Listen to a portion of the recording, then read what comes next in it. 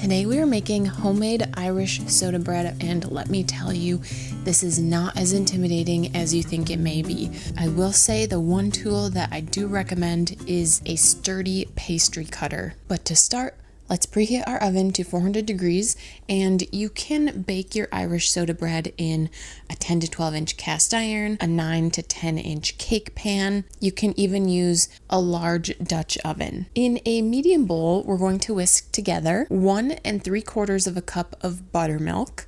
Buttermilk is very important. You can also make buttermilk. I'll leave instructions down below for you guys. And 1 large egg.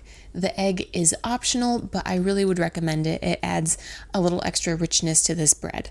So whisk those together and then go ahead and set that aside. In a large mixing bowl, we're going to combine 4 1/4 cup of all-purpose flour, 3 tablespoons of white sugar, 1 teaspoon of baking soda, and 1 teaspoon of salt.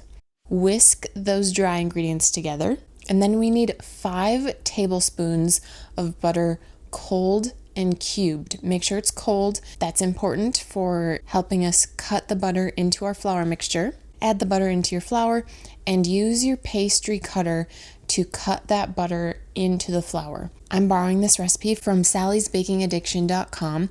There was a comment on this recipe that asked if you could do this part of the recipe in a food processor, and Sally said that the food processor tends to overwork the butter into the flour. So stick with a pastry cutter. And then we're going to add in 1 cup of raisins. This is optional. I've also heard that you can use dried currants. Fold those in. And then we're going to add in our buttermilk mixture and use a sturdy spoon to fold the dough together. The dough should be crumbly. Then flour a clean working surface and then pour your dough out. Flour your hands and work the dough into a ball. If the dough is sticky, like mine is, go ahead and add more flour. And we don't need to knead this long, only for about 30 seconds until you can work the dough into a ball. And you can knead it longer if you need to add more flour. That will be just fine. And then you can go ahead and put your dough ball right into your prepared baking dish. And then you're going to take a sharp knife, and please note that my knife was not sharp enough for this. A sharp knife, and slash or cut an X about 1/2 inch deep into the top of your dough. And this is just an aid to help the center of the bread cook, and it looks kind of fun. Then we're going to bake our Irish soda bread for about 45 to 55 minutes.